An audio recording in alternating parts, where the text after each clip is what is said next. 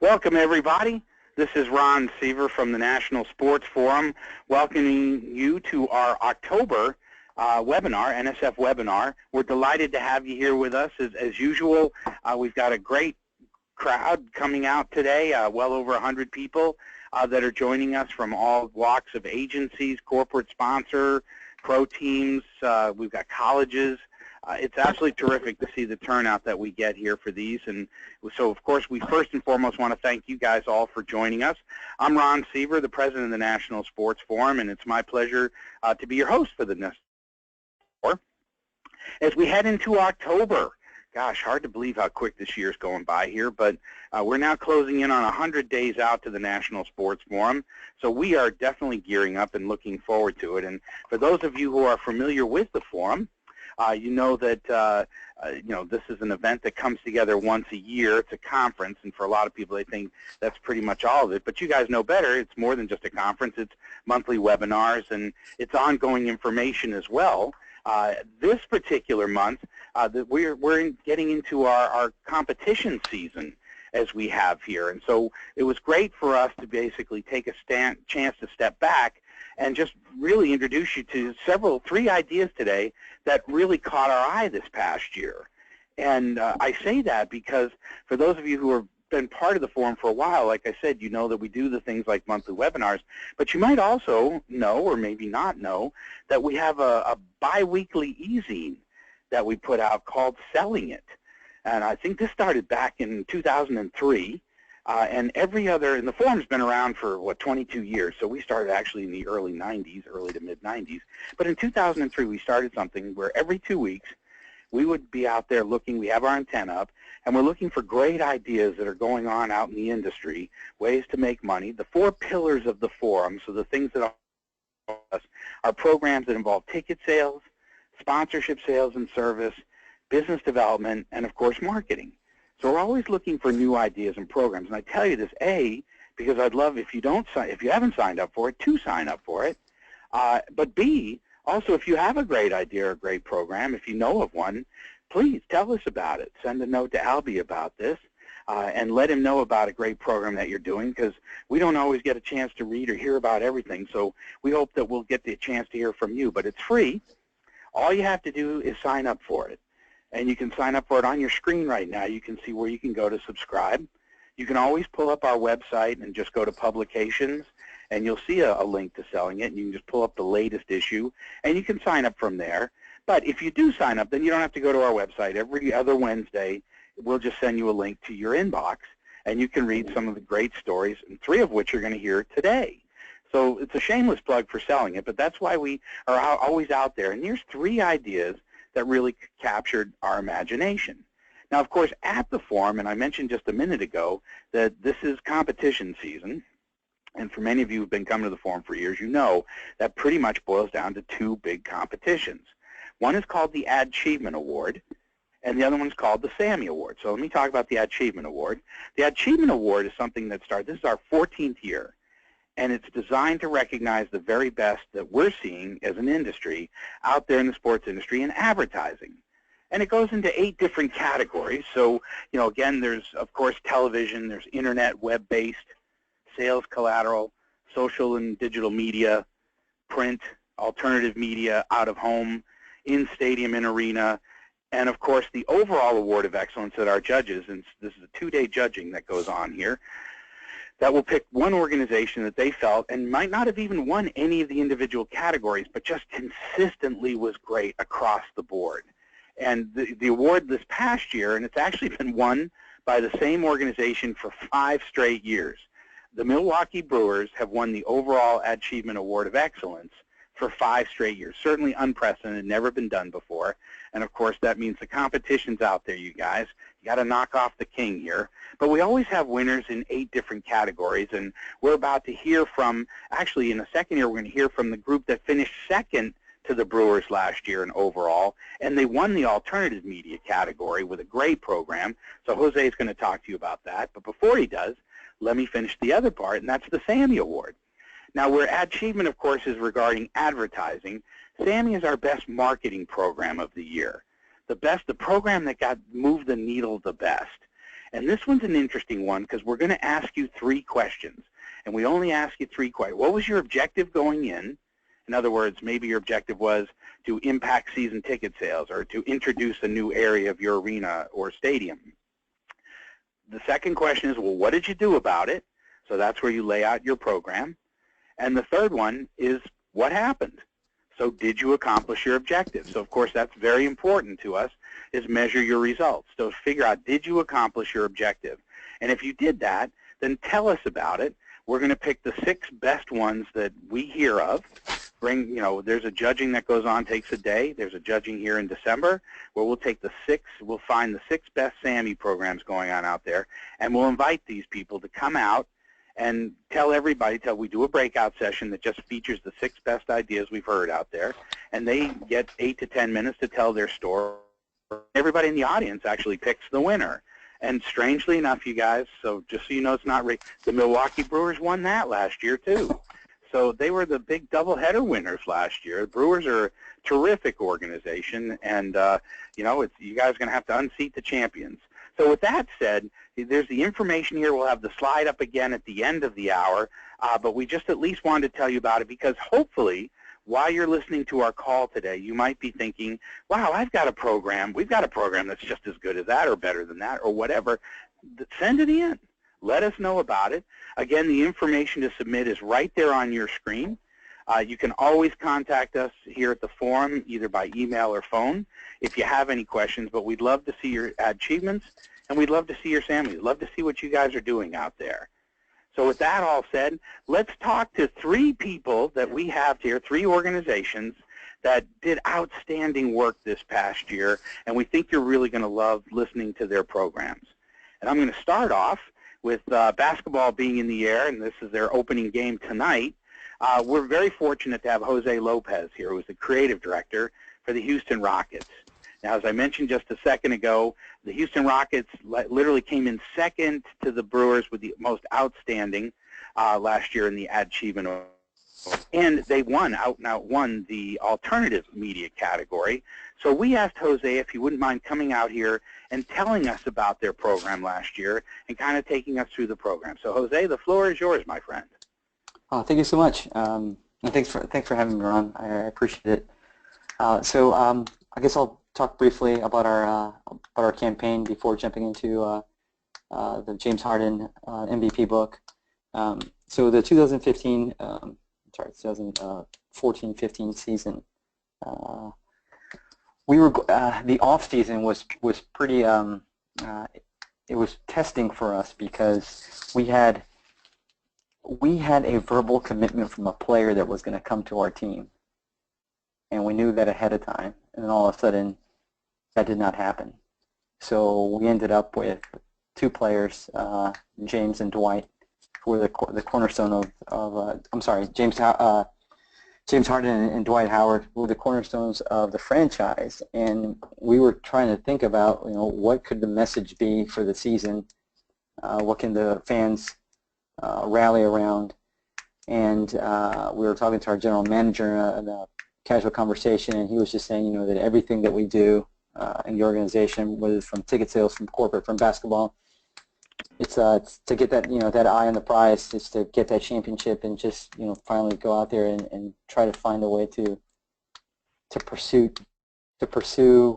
that path to get to it. So pursuit came up. So we built it around that, and then the team did very well. And from that we can transition to the first slide, which was our James Harden MVP video book.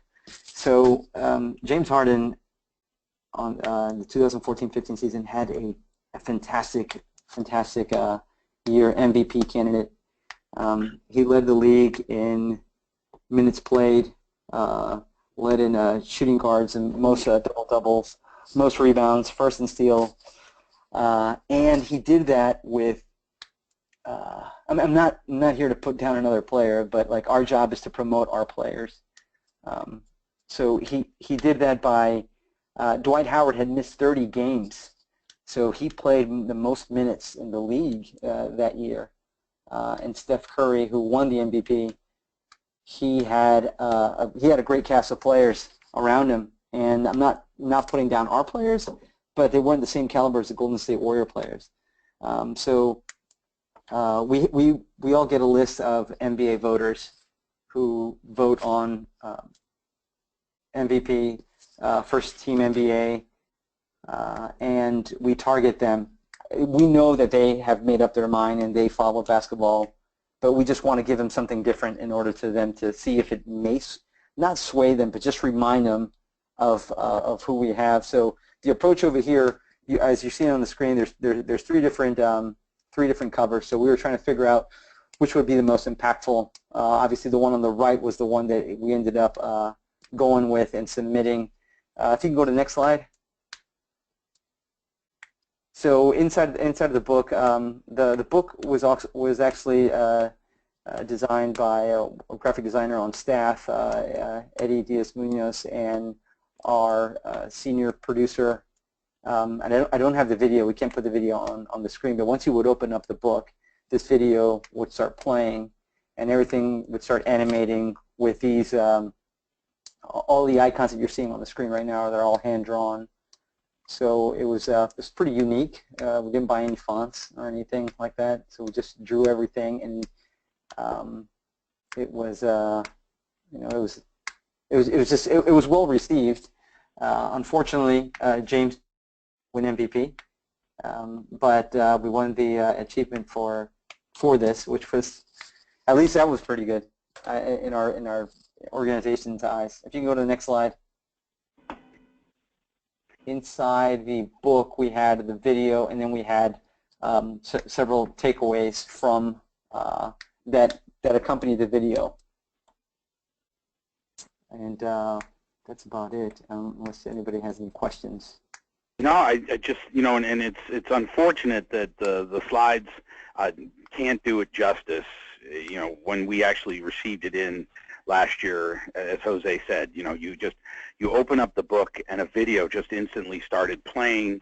It was just such an impressive, shock and awe type of package that somebody would receive. And obviously, to Jose's point, really terrific ideas. Yeah, great player, maybe one that's not playing in the media capital of, let's say, New York or LA, and there's a team out in Cleveland that's got a few fairly decent players there as well. So, again, it's hard when you've got a player that's just doing great, and maybe he's flying a little bit under the radar screen. So what you guys did was just terrific, and we thought it was terrific. We didn't know, Jose, because, again, we don't have a category, for books. So right. When you won the alternative, we've gotten some really amazing different marketing, advertising programs that have come in here that on matchbook covers or on dry cleaning bags, we're like, well, we're not really sure what category to put that in. It doesn't necessarily fit in television or, so it goes into alternative.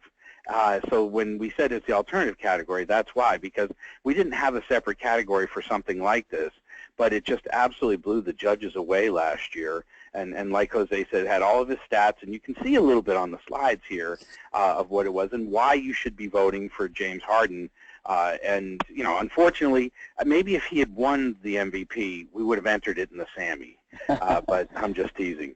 But in a case like this, he came up a little bit shy, but it wasn't for a lack of effort, certainly, on the Rockets case. So terrific job there. Now, again, looking with the new season opening now, I think this is your 50th year, correct? That's correct, yes. All right, so what's new for this year? Any social media strategies that you guys are going to be using? How are you going to be celebrating this 50-year milestone? Well, so first of all, we have a 50th anniversary logo, and there's a whole explanation behind it, why it looks the way it does, but it has a gold tint to it because 50 represents gold, the golden anniversary, but it's also a reflection of the final, what lies at the end of the tunnel, which is the Larry O'Brien Trophy, which is gold. So a lot of our TV spots, the further we go on to the season, it will be revealed, and same thing on the internet. So from a social standpoint, we have a lot of different social programs that are coming up. This day in Rockets history, we have 50 seasons, 50 stories going through past players, our owner, old general manager.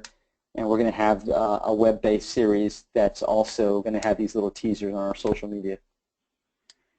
Excellent. Well, we're looking forward to seeing what you guys come up with, and hopefully we'll see you out of the competition again. Terrific to have you last year, and as I mentioned, they won the alternative media category and finished second overall. So consistently, you know, and this is Jose's bailiwick. I didn't really give you a lot of his background, but he's got a tremendous year, like 17 years doing this in the industry. So a terrific job, a terrific program team that you guys are putting together there, and we thank you very much for it. And that's, as I mentioned, that's one of 8 categories going on in the Achievement Best of Advertising for the year.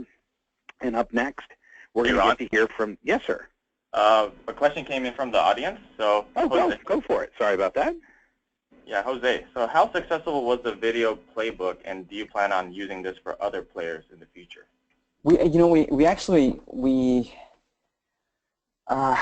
have. We used it for Dwight for All-Team NBA, and we used it in free agency to retain some of our players. So this was for last season. We tried to retain Jason Terry, Corey Brewer, Patrick Beverly, and Josh Smith. So we sent them.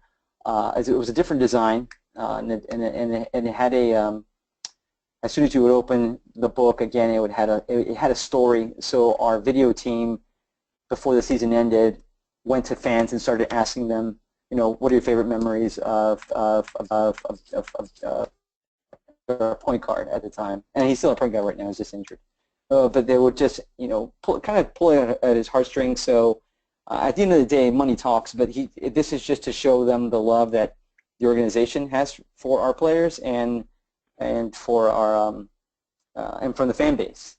So we've done it several times. The only thing, like for free agency, we do a lot of stuff for free agency that nobody ever sees, because we just can't share those things. But yeah, so we've done this before. But we did start. But this Harden book was our first one. Once Daryl Morey, our GM, saw it, he was just like, well, let's do this for our other players. So just a curious question. Expense and time to put something like this together. Are we looking at something very expensive here, and did it take an awful lot of time to do? It was, yes, it was expensive. I would say it was probably like $40 probably $40 to $50 a book, and we were ordering 200 books. Mm-hmm. But from a time standpoint, so we get all our stats from our basketball operations department. We work very closely with them. They're just one floor below us, so whenever we need stats, we just go directly to them. They just give you stacks and stacks of information, of Excel sheets that looks, it's not pleasing to the eye. So our job is to make it pretty, tell a compelling story and just get it out there. From a timing standpoint, I mean, we do everything in-house, so we just have to bite the bullet, and something like this takes like 2 days to produce. But I mean, the payoff when you say $40 or $50, that's nothing times 200. Yes, of course, those are significant dollars, but not in response to the media play that you guys got as a result of this, and certainly even winning it. What that would have been worth on the upside if that had come through, would have just buried that cost. So yes, yeah, I suppose sure. As you look at it, sure, not many of us are, since we've left college, are spending $50 on books. But at that particular point, I mean, when you look at what the upside was, just unbelievable. And of course, even though he didn't win, you guys received a ton of media exposure on this. So it was a win-win all the way around. Right. I agree. Oh, I thought it was great. Albie, anything else? Yeah, one more question for you, Jose. Jose, so did you use any digital media to promote the MVP campaign? We did not. You know what? I take it back. I think no, you know what? We didn't. We just sent it over to our to all the sports writers, the voting sports writers, and then some of them did tweet it out, but we didn't promote it ourselves because, like, it really doesn't. I guess if our fans see it, it's great, but this is more for the writers for them to make that vote, for them to make that decision to see if he's a valuable MVP candidate. So, we did not promote to the public. We have with other projects that we've done in the past. Very good. Very interesting.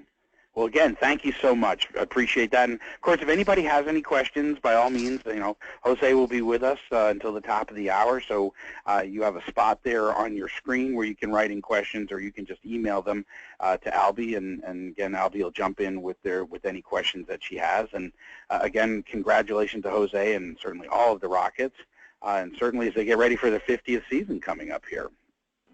And as I mentioned earlier, that's an achievement. The kind of quality that we're seeing for the achievement, some great ideas to come out there. And for all of you that are working in advertising, a great resource to find new ideas. I mean, as they say, ideas don't care where they come from. And you'll hear something, you'll see something here like maybe what Jose is doing that'll resonate with you, and you go, we need to do something like this. Well, now you have something to look at, and you have somebody to talk to. Reach out to Jose and ask him any questions that you can, and certainly there's no reason for you to have to go into this blind if you can have the help of somebody else asking a question and having it answered. But next up here, shifting gears over to our Sammy Award program, we have Tracy Hitz, the Director of Business Operations for Women's Basketball at the NCAA. Tracy is a familiar face at the forum, so many of you have probably met her. I think she became one of our 5-year members last year, so congratulations to Tracy. And a little bit of quick background here. She was named the Director of Business Operations at the NCAA in October of 2013, where she joined the staff with a mission to grow the game of women's basketball. And I think you're going to love the idea of what they all came up with. But in her first year, she oversaw the 2014 Women's Final Four sales efforts that led to a sold-out arena in a first-time host city. In the following year, she led the charge to record the largest attendance at a women's Final Four since 2010. And then in 2016, she was part of the team that put on the first ever combined championship where the Division I, II, and III champions were all crowned in the same arena. And we first met, Tracy several years back where she used to be marketing officer at Old Hat Creative for 3.5 years, where she doubled its annual revenue each year. So as you can see, this is a lady who gets things done. And so we were not surprised at all to see Tracy on the winner's circle, if you would. Sammy, she was one of our 6 finalists with this program that she's going to talk to you about, and it's the Women's NCAA Dribble to Work campaign. So with that said, Tracy, would you please take the floor and tell us about it? Thank you, Ron. It's great to be here. As you mentioned, I've been to the National Sports Forum, and every time I leave, I think, what is going to be my big idea? So I appreciate that inspiration, being able to finally come up with something. As you know, it's a little bit scary to try something new, but that was my goal. As you mentioned, I've worked at NCAA now for 3 years. I have agency experience, and then I was on campus at Northwestern for 13 years. So with that perspective, I was trying to figure out what can I do as a whole to bring all of these entities together to help brand women's basketball 365 days a year between USA Basketball, the WNBA, and the NCAA. So that's what the goal of this was when I was trying to figure out what should we be doing that's really going to get some attention. As some people may know, our Women's Final Four sells out, no question, lower bowl and club level. The first couple of days we go on sale, which will actually be this Friday. So that is not a problem for us. What the perception for us is that in the upper bowl is that people don't have to sit there during the regular season, so they don't understand why they would have to sit up there during the Women's Final Four. So our idea was trying to change that perception that this is the Women's Final Four. This is not a regular season game. So trying to make that transition from regular season and make that big impact. So what made the most sense for us was to have that announcement around the bracket when it's revealed on a national stage. So on the next slide, I'll go over those objectives, challenges, and opportunities about Dribble to Work Day. As we try to create the content, again, that generates the earned media, we don't have a large budget, so we were trying to figure out how can we get, again, all these entities together to really have that same brand and create a message that people are going to put out. And again, we picked Selection Monday so that we had that national stage and we had the bracket and people kind of listening. Of course, the challenge was budget. We can't afford to actually be in the media space and on ESPN and pay for all those spots. We also, our show's on Monday. The men's selection is on Sunday. So while that is on Sunday, people are talking about it Sunday all the way for the next 3 weeks. So trying to be able to get the women in the conversation has been a challenge as well. And also we found that most fans support their schools and not necessarily women's basketball as a whole. So we really just wanted to get some excitement and get people talking about women's basketball, about the tournament, not about who actually is making it in there to support the game rather than just where you might have gone to school.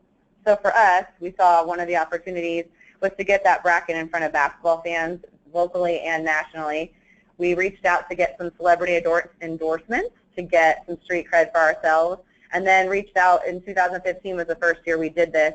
And so we had that local tie to the Final Four host city, which was Tampa Bay, and they were amazing. So we were able to kind of distinguish what were we working with and how are we going to make this happen, and how do you get that team together to really help you out. So on the next slide, I'll go through the action.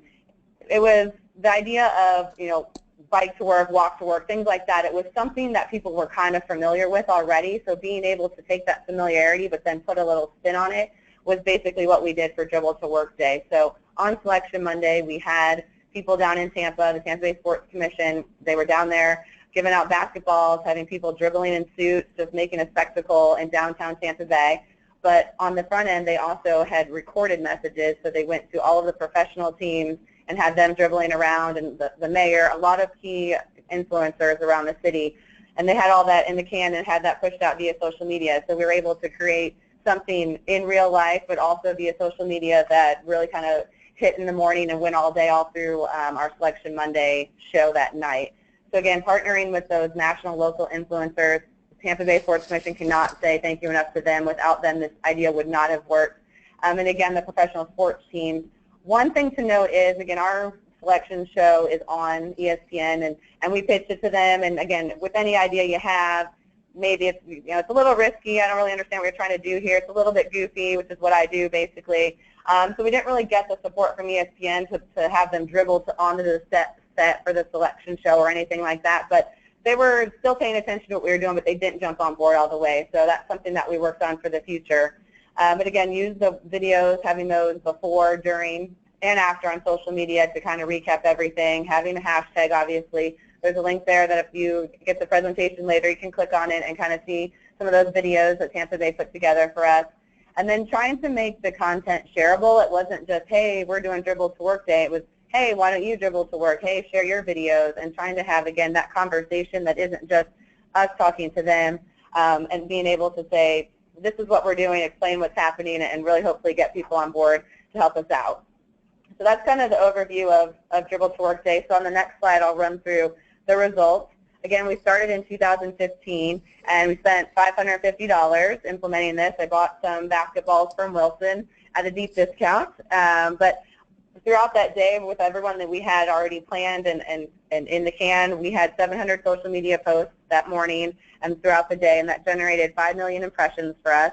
And just to compare for you, on our women's national championship game, we only get 1.5 million social media impressions. So to have people talking that much about just dribbling around was really a big win for us. So in addition to that, we had the local media that picked up the story, but our biggest bump came when the Tampa Bay Lightning landed on the Sports Center's top 10. And again, it's that idea of, you know, we had the Rays and everybody was dribbling, but it's just funny to see all in the pads, all in the skates. You know, you can see in the picture a little bit that he's actually holding his hockey stick, and he dribbled from the locker room onto the ice, and it made it onto Sports Center's top 10. Again, rolling back, that ESPN was not going to do anything and acknowledge this on our selection show, but because the content was so good, they actually, another department put it on ESPN Sports Center, and that was the #1 question I got after this promotion ran was, you know, you guys were on Sports Center's top 10, but you guys didn't mention on your selection show. So that was something that I thought was interesting, that if you do really have something that's organic, you can get into the spaces that you've been asking to get into. So again, that having Sports Center do that was helpful for us to get ESPN to kind of partner with us a little bit more in the future on that as well. So on the next slide, additional results are, again, we were just trying to get exposure and get some people talking, but we saw a spike in ticket sales for all rounds, including that increase of 1,000 fans for the first and second round, which was kind of challenging for us because that year in 2015, we actually had some different game times. We changed to the Friday-Sunday format, so we had Stanford playing at like 11 o'clock on a Friday afternoon or Friday morning, so that was a little challenging, and we also changed to non-predetermined host sites. So that means these hosts found out on Monday, on that selection Monday, and they may have played a game as early as Friday at 11 a.m. So 4 days to sell tickets was definitely a challenge. So for us to see that spike, we feel like it had something to do with all of it that we generated socially leading up to that as well. One thing to note, we had USF in Tampa was one of our 16 host sites, which was perfect for us to be able to have them there and generating that first and second round excitement, even though USF did not advance, but be able to have those fans locally now invested in our tournament and knowing that the Final Four was then going to be 2 weeks later. That was great for us. And for USF, again, they had the 5th highest attendance out of our 16 host sites.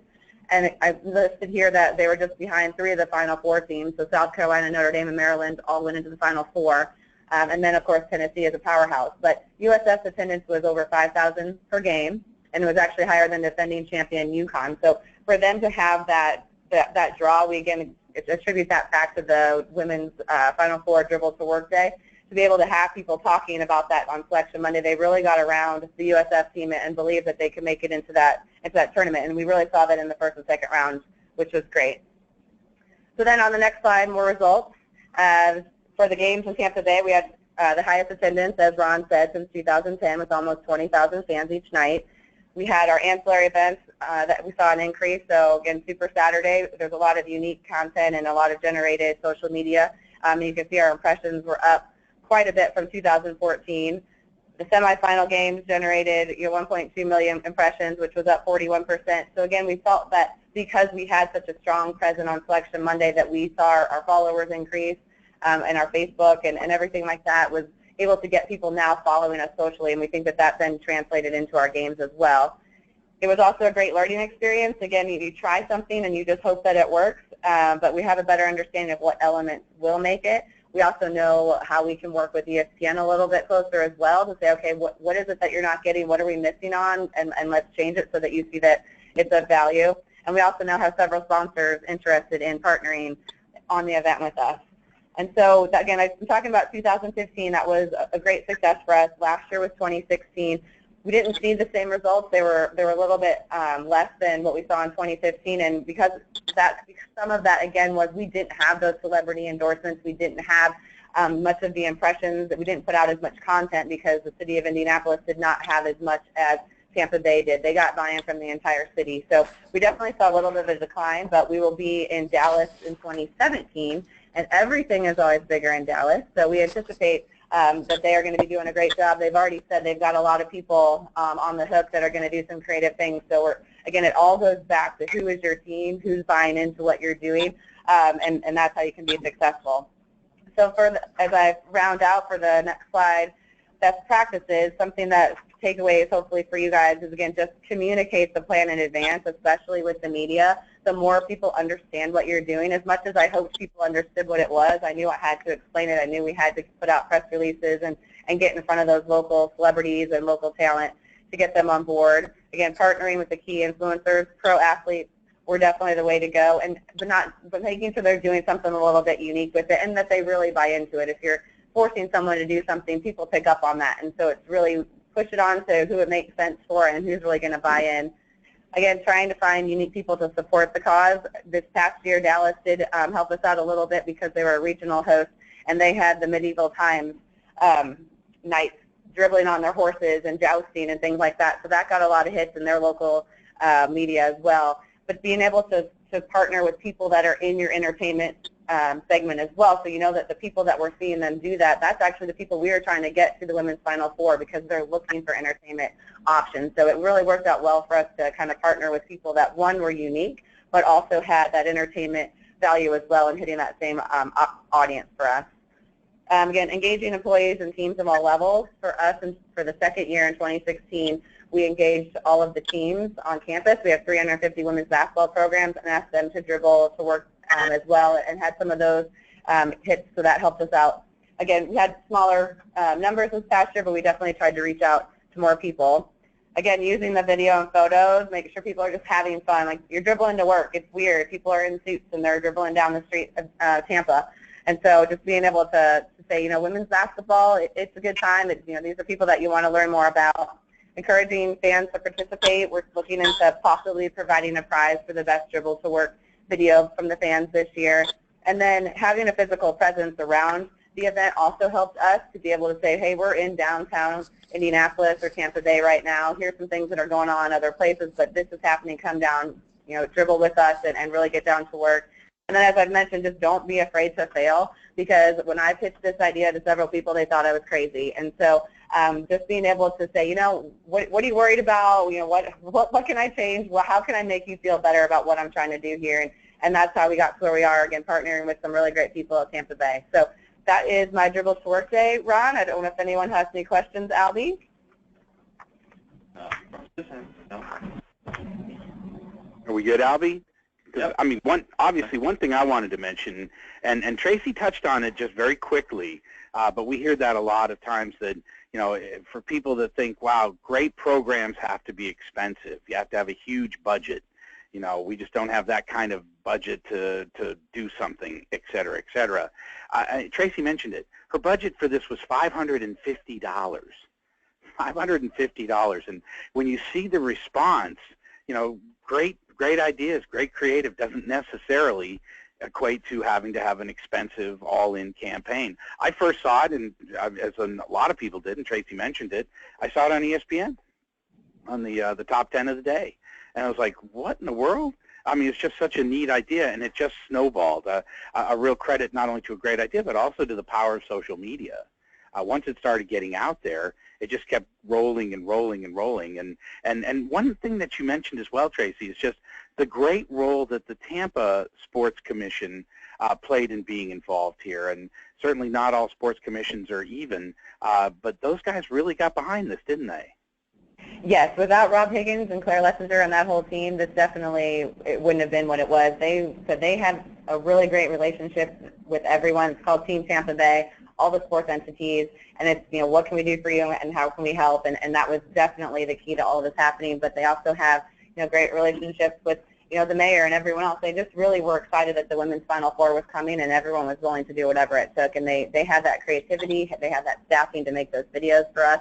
And they just knew how to push it out as well. So, yeah, credit goes to Tampa Bay Sports Commission. Absolutely. For sure. And to your point, obviously getting in Tampa Bay, getting the pro athletes involved, the leading hockey player for the Lightning, to get him behind it, and it just in such a fun way to do it as well. The athletes are great sports. Oftentimes you just have to ask, but getting people involved, and to Tracy's point, a lot of this just happens with just ask. Don't be afraid to fail.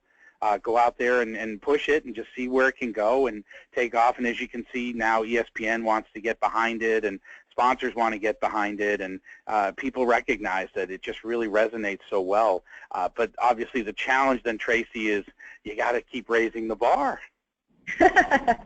Yes. I think Dallas is going to make it happen. I said everything's bigger in Dallas. I feel good about it. Absolutely. And we've worked with the Dallas, we had the forum in Dallas a couple of years ago, and the Sports Commission there is just terrific. So Monica and her team are just going to do a great job for you. So we're very much looking forward to seeing. I won't ask you to tip your hand too much over what you're going to be doing for this upcoming one, but just a great idea. And the point that we obviously wanted to make is that, great creative doesn't necessarily equal expensive creative. You just do it and you execute it well. So our hat goes off. These were one of our finalists last year for the SAMI competition, and I know a lot of people afterwards came up and, the challenge is on us guys to sit there and think, how can we take Tracy's idea and make this work for us? How can we tweak it? And you may come up with a program when you're done that looks nothing like Tracy's, but it started there. It became like, wow, this is a terrific idea. And there's some just great creative minds that are going on out there. And so you've now heard from one of our achievement winners and one of our SAMI finalists from this past year. And we wanted to round out our call with you this month, just looking at great ideas that caught our eye. I mentioned it earlier, was a program that we saw going back to basketball. All three of these have a theme of basketball. But this gentleman you're about to hear from now, Ryan Pierce, is the marketing strategy manager for the Orlando Magic. And they came up with a great program, and I have to take my hat off, but let me tell you a little bit about Ryan, who's going to take us through the program here in a second. He's the marketing strategy manager I mentioned for the Magic, and he's responsible for cultivating and growing the Orlando Magic brand, as well as providing strategy, vision, and planning for the various products and marketing assets that they do. So he has quite an extensive background in public relations, media relations, sports marketing, and copywriting that even goes all the way back to. I happen to be very fond of him because, as I see, we're both Syracuse University Newhouse graduates. So we share that in common. So I can say go Orange here, and you know exactly what I'm talking about here.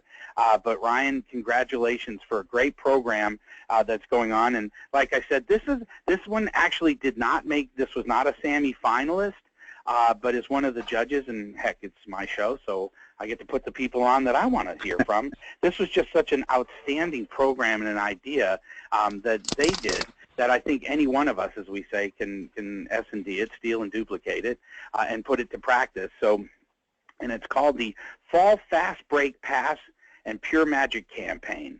And so I wanted to ask Ryan if you would come in here and take us through it a little bit and tell us about the program. The Orlando Magic, although this one did not win, these guys are outstanding. Orlando is a repeat winner in the sales collateral category. They won in 2011 and 2013 for their sales collateral. So they obviously have a great creative program going on down there, and this was a terrific program as well. So if you would, Ryan, tell us about the Fall Fast Break Pass program.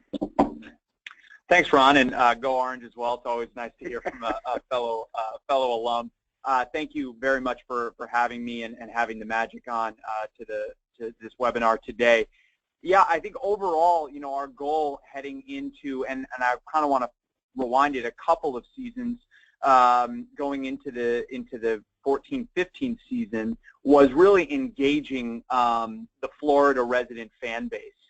When basketball season, which we're in right now, kicks off, you know, the mindset very much down here in the southern states is still in college football. And then in the Orlando market specifically, the weather starts to turn from exceedingly hot to somewhat mild. So people are generally out and about. And in the Orlando market, obviously, we compete with a lot of theme parks and other leisure activities. So our primary goal was really engaging Florida residents in the October and November timeframe. The first part of that was, to Ron's point, our Fast Break Pass program. And if we can go to the next slide here, I can go into a little bit deeper. Again, you know, we're really trying to push the point that obviously every game in every sport truly counts, and that we wanted to take this opportunity to a new level and really get more fans into the building again in October and November. Albie, if you could fast forward a few slides.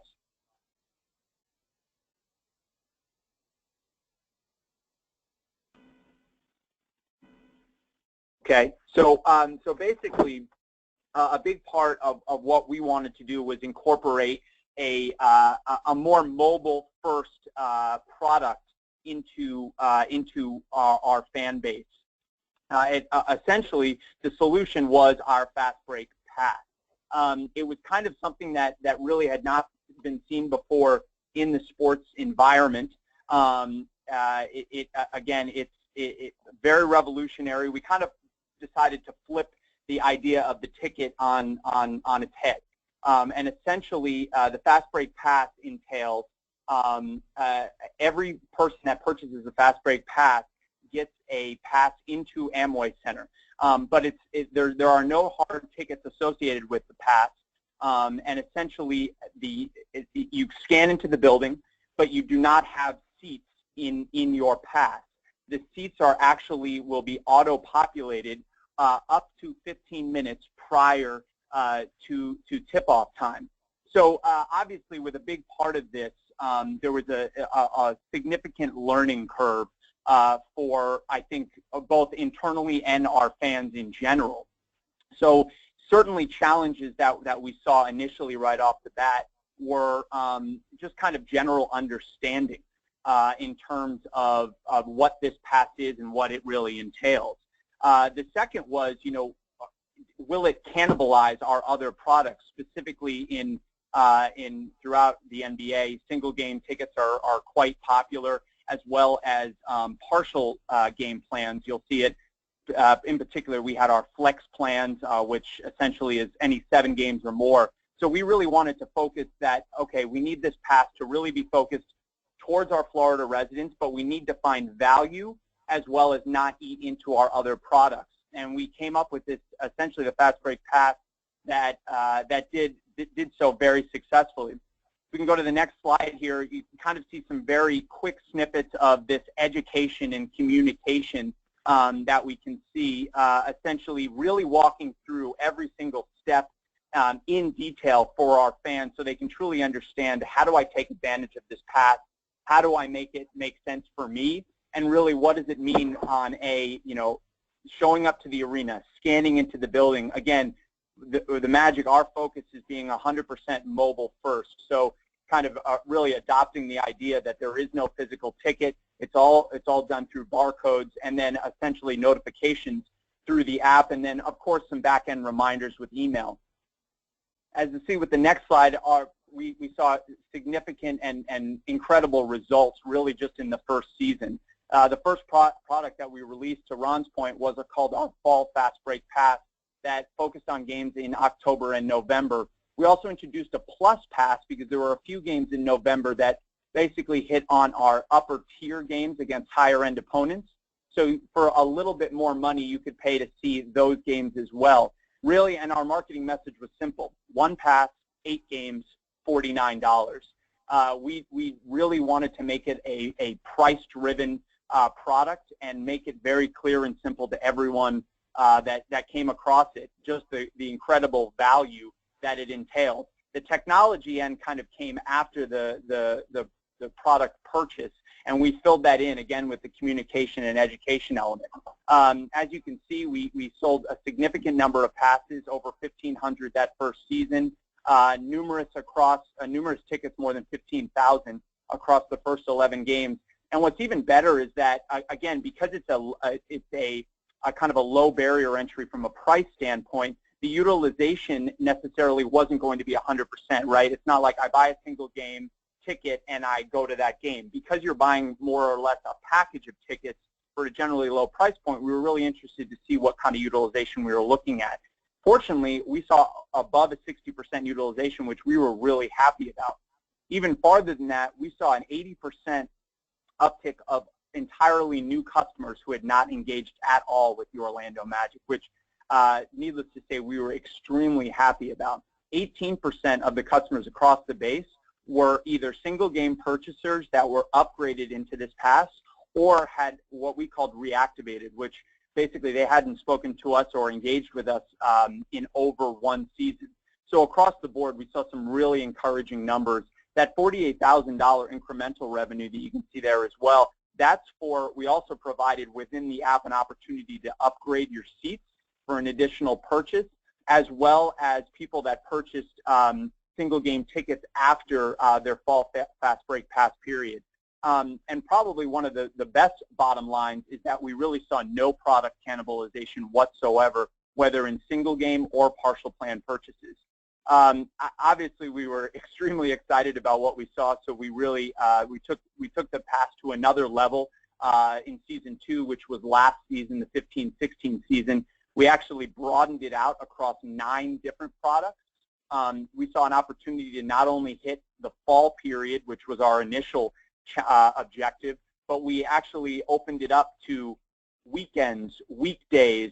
We hit specific periods of time. We actually were able to tie one of the passes to a content marketing play after Aaron Gordon, one of our forwards on the team, performed exceptionally well in the slam dunk contest, if you recall, last year, and we actually created a slam dunk pass that was that we introduced immediately after the slam dunk contest that we hadn't initially planned for, and we found 6 games in the period right after the All-Star break, and we released the product for $50. So again, we were able to kind of tie it to different areas, and again, saw really, really exciting numbers, and because more products yielded a lot more passes sold and a lot more incremental revenue across the board. And even more encouraging, we saw that consistent uptick in new customers, reactivated buyers, and upgraded buyers.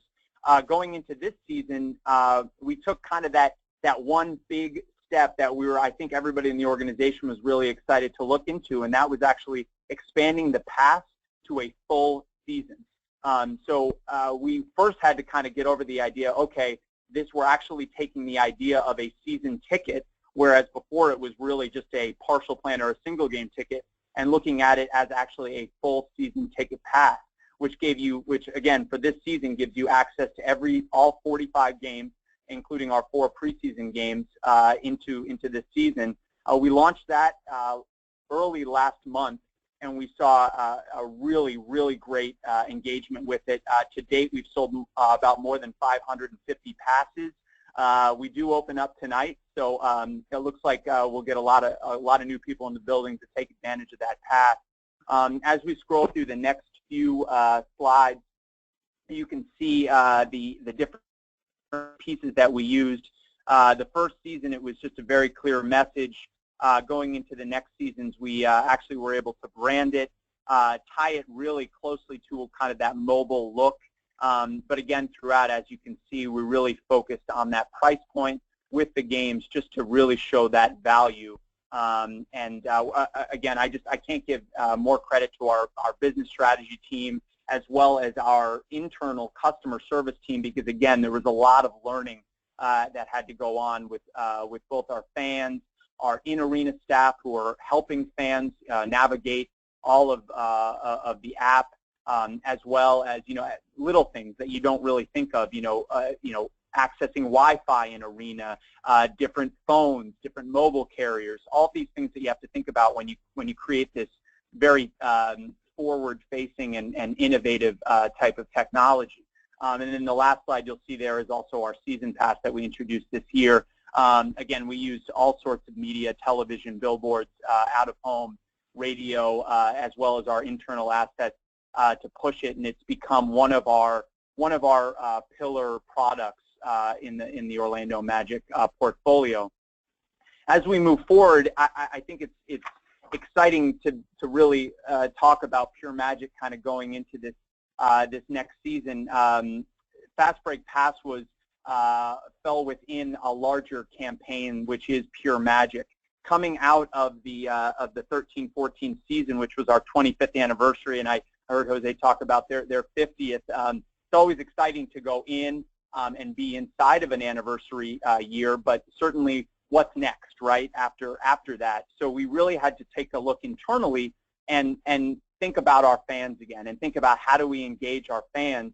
And so we needed a new story, and basically what that was for us was Pure Magic.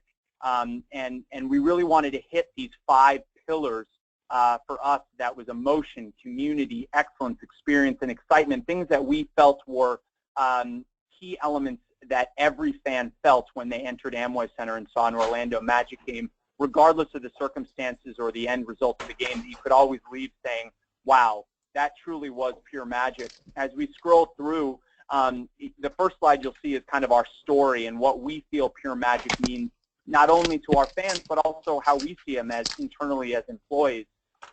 As we scroll through, we can see the different areas that we hit, both out of home. We created a massive banner that went across our bridge from our parking lot to our arena. Our different out-of-home features that we did with extension billboards and the tower billboards down the streets of Orlando. Obviously, Grassroots was a huge function of Pure Magic because we really needed the fans to own it.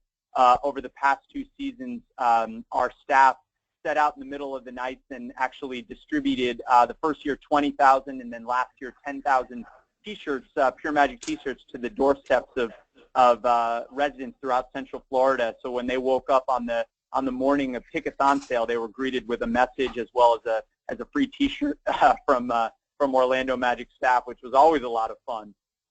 Again, branded vehicles, elements in our retail store. We actually asked for local T-shirt designers to create a Made in Orlando series, kind of their take on what they felt Pure Magic was to them in their eyes. We distributed those T-shirts, and then we also sold them in our team shop. In arena, obviously everything from our concession cups to the way that we brand our ticket sales kiosks. And then really how we tied to the sports forum and one of our entries into last year's awards categories was our Pure Magic structure, in which we made these kind of larger-than-life letters spelling out M-A-G blank C, where we wanted fans to really become Pure Magic. So we still have the structure up. It's still an extremely popular photo opportunity for fans where they are Pure Magic. They stand in the place of the eye. Everybody loves it. It's been a mainstay in front of Amway Center now for 3 seasons. That first season, we took it all around Orlando, and as you can see in this photo, we had players and community ambassadors and dancers and fans pose with the statue. So as we all think in marketing and advertising, where do we go from here? And the evolution of Pure Magic, it's going into its 3rd season. We are ready, and we've been ready to take this next step because of really the nature of the campaign. We're introducing these new phrases, pure phrases, if you will. Our broadcasters kind of naturally did it, and we did it internally when talking about Pure Magic. You know, this is pure passion, this is pure heart, pure hustle, pure fun, when you're talking about it in different contexts. So today, actually, this morning, we released a brand new website that basically gives the fans the opportunity to talk about how they are Pure Magic, giving them an opportunity to upload their photos and create their own story using a specific phrase that they could have chosen from one of the 8 phrases. And are they pure Orlando? Are they pure heart? Are they pure hustle? And basically tailor that phrase to them using their social sharing.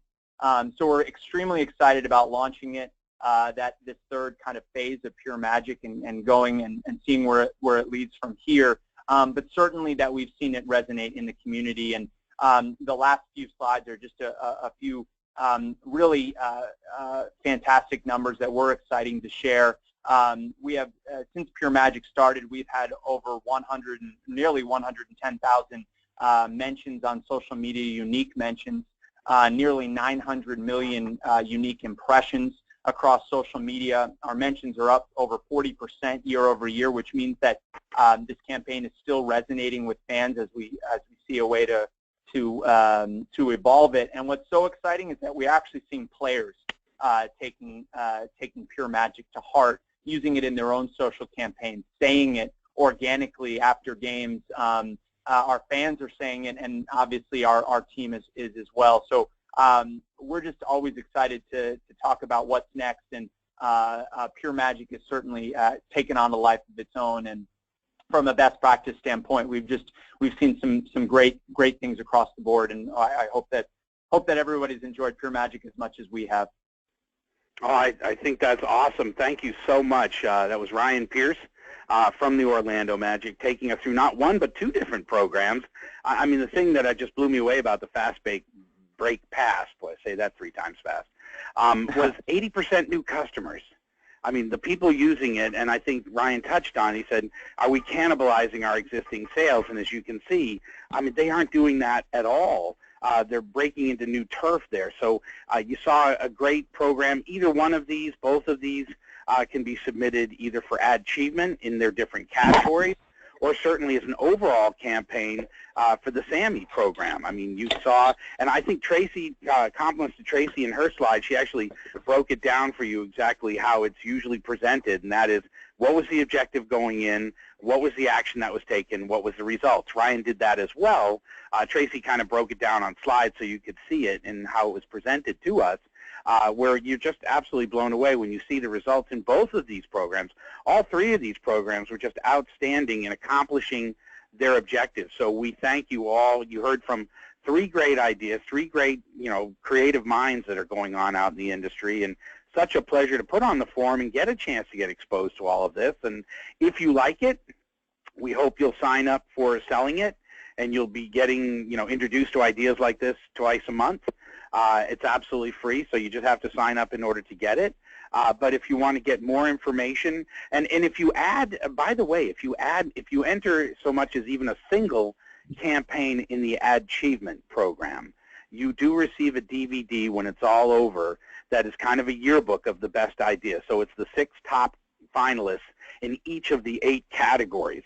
And you can see them on your screen here on to the left. We have television, in-stadium, print, out-of-home, internet, sales collateral, alternative media, social, mobile. If you have any questions about any of those categories or what format to submit them in, you have obviously information down below. You can reach out to Ashley to reach out and email her or phone call her. But do keep in mind the deadline on this is November 30th. Now, I know that's a month away, but it has a way of getting here quickly. So don't delay. We hope that you'll take advantage of this. And, of course, for the SAMI idea, we want to see it broken down. What was your objective going in? What actions did you take? And what was the result of that action? And you saw two great examples right here at the end of people that got terrific action. So with that said, we've reached the top of the hour, and we thank all three of these great people. Jose, thank you so much. Tracy, Ryan, believe me, thank you so much. Keep doing the great work that you're doing. And to everybody out there that has a great campaign and they would love to enter, we hope to hear from you this year. Again, keep in mind November 30th. And we hope we'll see you out at the forum. It's February 12th to the 14th. Will there be a gathering of, we're anticipating a group of in excess of 1,000 executives all coming together to share terrific ideas like this. So with that said, we wish you all a great Halloween, terrific October. We'll be back with you again next month for another monthly webinar. In the meantime, we hope you're all well, and certainly we wish you the best. Take care now, everybody. Goodbye.